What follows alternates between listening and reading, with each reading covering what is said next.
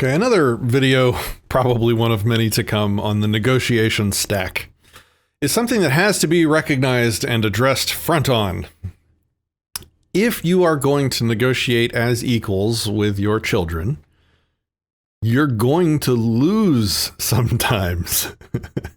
You're going to have to give up sometimes. You're going to have to let the other person win sometimes.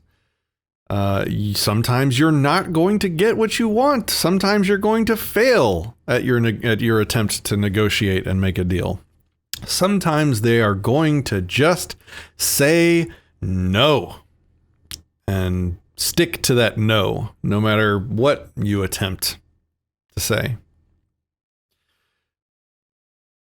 Our ability to say no in the world is the same thing as our ability to exist. If you are not allowed to say no, you are being denied your existence, your ability to exert your existence in the world. So we want to teach our kids that they can say no. If we don't allow them space to say no, then number one, I don't even think you could really call whatever we're doing negotiation, but you're certainly telling them, with one side of your mouth that they own themselves and, they can make deals and negotiate. And out of the other side of their mouth, you're denying their ability to make those deals and to exert that self-control and that self-ownership. When your kid says no to anyone, but you included, you should have a moment of pride. Because a lot of people, most kids certainly, are taught the opposite. You do not tell me no. You do not say no to me. That's standard, probably throughout the entire multi-thousand-year history of the species. Children do not tell people no. They defer to authority.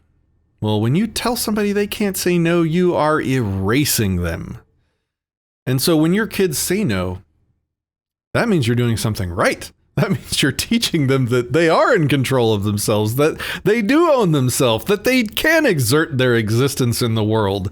And not only should we respect that, just like you would expect anyone else to respect you when you said no, but it's our job as parents to defend those no's against other people that would try and deny them that agency in the world. And I talked about this in my an Acapulco video, where when my kid tells somebody that's used to having unmitigated authority, when my kid tells somebody like a doctor no to a procedure that doctors are used to just walking into a room and telling the kid what's going to happen and then doing it in spite of any pleas or no's or demands that they stop or not do it or whatever. But when my kid says no, that's not a bad thing. That's a great thing. That's what we want. And it's my job to defend that no, especially in the moment. And then there's all the time for most things, obviously. If my kid's about to walk in the street and says, and I failed at setting up the circumstance to prevent them from walking into a street, which is already a failure on my part. But, then if I warn them and they say no, it's not like I have to just stand back and let them walk in the street. That's not what I'm saying. But I'm just saying most things are not anywhere near that immediate. And a no is a good thing, and we need to see it as a good thing. And we need to set our expectations that we are going to lose negotiations, that we are going to fail to make deals for things that we want sometimes. Sometimes we might need to delay our trip to the grocery store because we failed to make a deal. Wow. Think about that for a moment. What parent would allow their child's attempt to exert their existence to delay a trip to the grocery store? I mean, I don't know many. I mean, I do now that I know a lot more principled parents in my life, but prior to that, not a single one. Like, look, I've got to go to the grocery store. We're going. And if the kid says no, they don't want to, it's not up to the kid. You just go and you just deal with it. Well, wait a second. If we're going to treat each other as equals and we're going to parent in a principled, consistent way and teach them that they're in control of themselves and we're in control of ourselves, then when they say no, we have to respect that. Just like if I had a friend over at my house and I was like, hey, I got to go to the grocery store. Let's go. And my friend was like, oh, well, guess what? I don't want to go to the grocery store with you. And you're like, well, no, just get in the car. What? No, we would never do that. We have to give that same respect and that same self-ownership and that same ability for them to exert their agency and self-ownership in the world and existence in the world on this stuff. We have to allow them to say no. We have to allow ourselves to lose sometimes because we're the adult. We're really smart in comparison. The deck is stacked against them. And sometimes, even if you can see a way to manipulate the situation or talk to them in a certain way, or, hold certain things over their heads, or, there's all sorts of things that humans can do to manipulate little kids that don't know you're doing it, right? Sometimes you just need to not do that stuff and just take the loss, because taking the loss will teach them a really important lesson that's going to be way more valuable than you delaying your trip to the grocery store for an hour. And sometimes taking the loss can be something that you use as part of the negotiation. Okay, so you don't want to go to the grocery store. Why? Oh, well, because I'm playing this game that I'm having a lot of fun, playing with my train and building this train track, let's say.